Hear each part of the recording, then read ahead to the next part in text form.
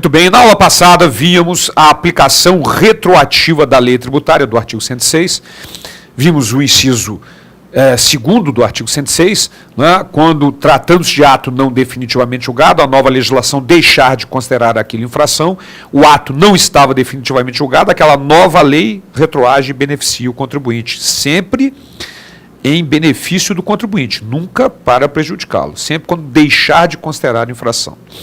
E vamos agora para o artigo 106, inciso 2º, a linha B de bola.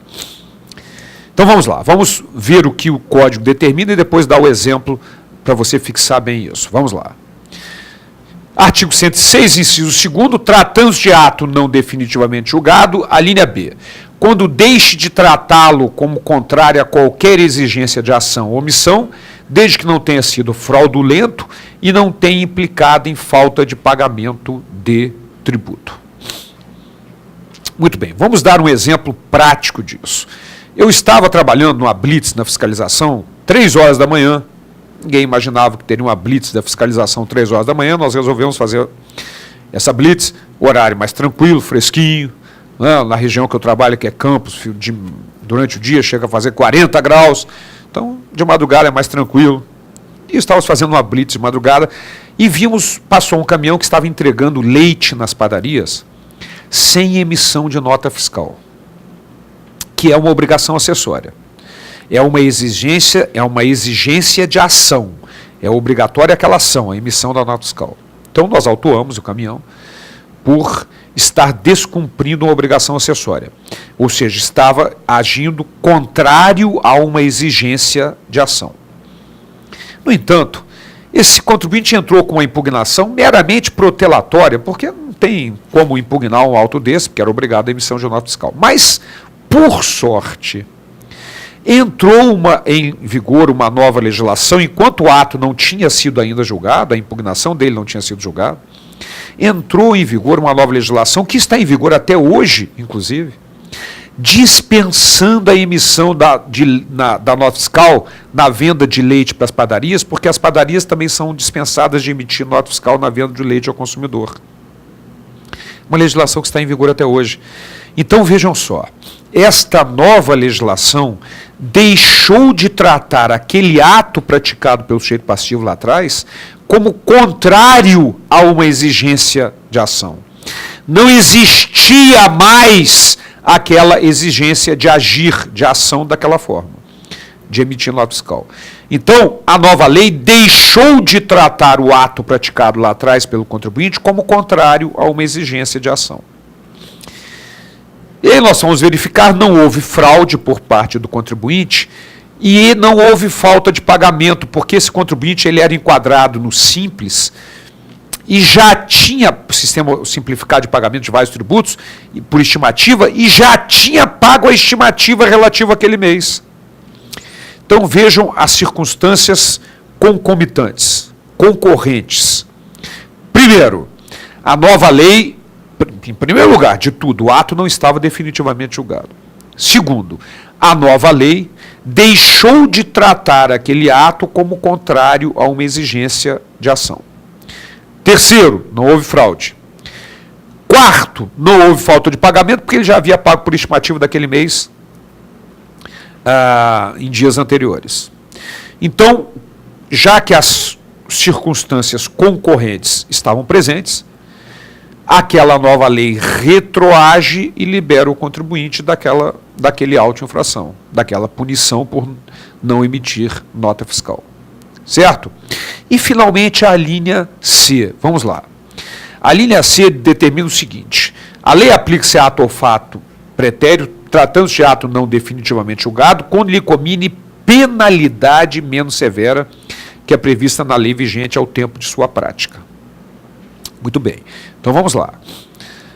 Lavrei um auto-infração cobrando uma penalidade de 100%, o contribuinte impugnou, entrou com uma ação administrativa ou judicial contra aquele auto-infração, e não foi decidida a ação, o ato não estava definitivamente julgado, vem uma nova lei reduzindo aquela penalidade, por exemplo, de 100% para 50%.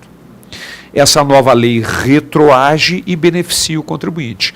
Mas muito cuidado, o ato não pode estar definitivamente julgado e mais cuidado ainda. Não confunda juro de mora com penalidade. Juro de mora tem caráter ressarcitivo. Você vai ressarcir o seu credor pelo prejuízo que ele teve por não possuir o dinheiro na hora. E a penalidade tem caráter punitivo. É bem diferente. E, portanto, o artigo 106, inciso 2º, linha C, trata apenas de penalidade menos severa. Como consequência disso, vamos dar um exemplo para você entender o que eu quero chamar a atenção aqui. Vamos lá. Imaginem que, na época do fato gerador, a penalidade era 20%. E a lei nova a reduziu para 10%. Os juros de mora, que eram de 15%, a lei nova os reduziu para 8%. O ato não estava definitivamente julgado. Ora, no que diz respeito à penalidade, o percentual será o novo, porque é mais benéfico, menor que a penalidade da época da infração. Mas no que diz respeito aos juros de mora, não. Porque o artigo 106, inciso 2º, linha C, só admite a aplicação retroativa no que diz respeito à penalidade menos severa, não se referindo, portanto, a juros de mora, somente a penalidade menos severa. Muito bem, voltando para mim, olha só. Quando eu falo de ato não definitivamente julgado, será que é só na esfera administrativa? E se o contribuinte impugnar judicialmente?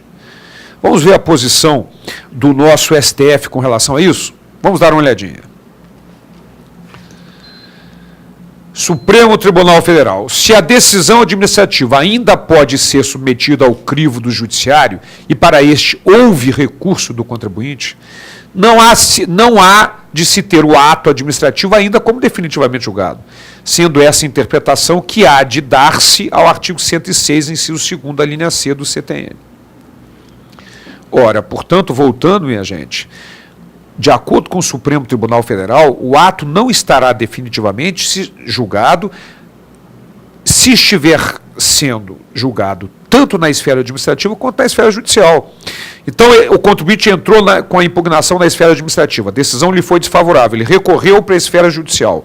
O ato não está definitivamente julgado ainda, e se sobrevier uma legislação mais benéfica, como do artigo 106, ela retroage sim, de acordo com o Supremo Tribunal Federal.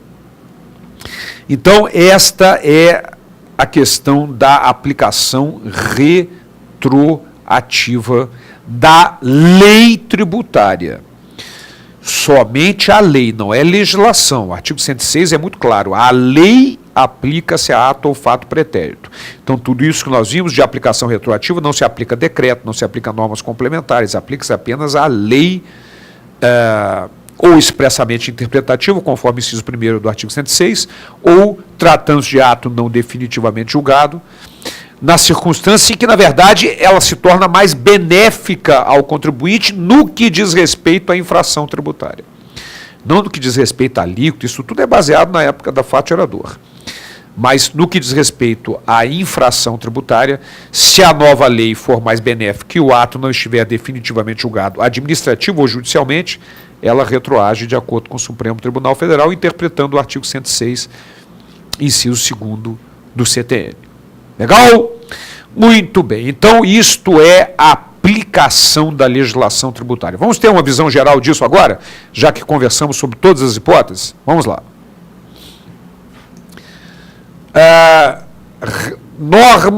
Aplicação normal, que é a regra geral. A legislação aplica-se aos fatos geradores futuros e aos pendentes, artigo 105 do Código Tributário Nacional. Ok? E temos as exceções. Ou seja, ela em qualquer caso retroage, quando for expressamente interpretativa, excluída a aplicação de penalidade, e para ato não definitivamente julgado, quando a nova lei deixar de defini-lo como infração quando deixe tratá-lo como contrário a qualquer exigência de ação ou omissão, desde que não haja fraude nem falta de pagamento de tributo, e quando lhe aplique penalidade menos severa. Então, esta é a aplicação retroativa. Para você que baixou o material, você tem em seguida um quadro no qual eu coloco todas as regras sobre a aplicação num quadro só, né, para que você tenha essa visão geral melhor da aplicação normal e da aplicação retroativa da legislação tributária. Muito bem, mas antes de entrarmos no outro tópico a respeito de legislação tributária, que é integração da legislação, nós precisamos conhecer uma decisão jurisprudencial importante dentro desse contexto. Então vamos lá.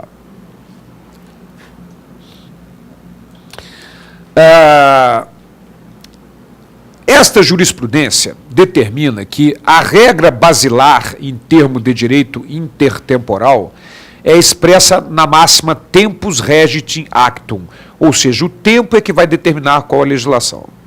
Assim, o faturador, com seus consectários, rege pela legislação vigente à época da sua ocorrência, já sabemos disso. Ocorrido o faturador do tributo anteriormente à vigência da lei que retira sua natureza sancionatória, ou seja, punitiva, relativa à infração, viável a aplicação retroativa, porquanto, em caso, se trata de obrigação gerada por infração, de acordo com o artigo 106 do Código Tributário Nacional. Ora, o que é importante nessa decisão do nosso STF? O que ocorre é o seguinte: se o indivíduo praticou uma infração tributária e eu, como fiscal, vou lavrar uma auto-infração posteriormente, se já houver uma nova legislação mais benéfica, no que diz respeito à infração tributária, somente a infração, eu passo a ter que aplicá-la em função do artigo 106, embora o contribuinte nem sequer tenha impugnado ainda. Mas eu passo a ter que aplicá-la, até porque, se o contribuinte impugnar, ela vai retroagir mesmo, então determina o tribunal que eu já tenho que aplicá-la em se tratando de ato de punição mais benéfica. Cuidado, de punição. Alíquota, base de cálculo, tudo é da época do faturador. Só no que diz respeito à legislação sobre infração é que ela poderá realmente retroagir, deverá retroagir e ser aplicada a esse faturador, embora o contribuinte ainda não tenha impugnado. Eu vou lavrar o auto de infração. Mas já determina o tribunal que tem que ser aplicada esta nova legislação, sempre que mais benéfica ao contribuinte. É muito importante lembrar disso. O artigo 106, inciso 2º, determina que, tratando de ato não definitivamente julgado, se você olhar as 3 alíneas, quando deixe considerá-lo como infração, como deixe tratá-lo como contrário a qualquer exigência de ação ou omissão, desde que não tenha sido fraudulenta e não tenha implicado em falta de pagamento, e quando lhe comine penalidade menos severa, em todas essas circunstâncias você observa que a lei só vai retroagir em benefício do contribuinte. Somente em benefício do contribuinte é que pode a lei retroagir. Não a legislação como um todo, mas apenas a lei. Então é importante você lembrar que quando você, como fiscal, que vai ser, só depende do esforço, do seu esforço e da sua persistência e determinação, quando você for lavrar um auto de infração, o que você vai ter que verificar? Você vai estar na data do ano de 2012, lavrando uma infração que ocorreu em 2009. Então você vai ter que verificar toda a legislação da época, a alíquota da época, a base de cálculo da época, tudo da época do faturador. Mas as punições, as penalidades, as infrações serão punidas com a nova legislação, se for mais benéfica. A penalidade, o juro de mora não, o juro de mora é da época também. Ok? Inclusive, se tiver vários juros de mora, às vezes 3 modificações, você vai aplicar as modificações de cada época. Mas a penalidade, sim, vai aplicar a mais benéfica. Então, isto é a aplicação da legislação tributária. No próximo encontro nosso, nós vamos tratar da integração da legislação tributária. Até lá.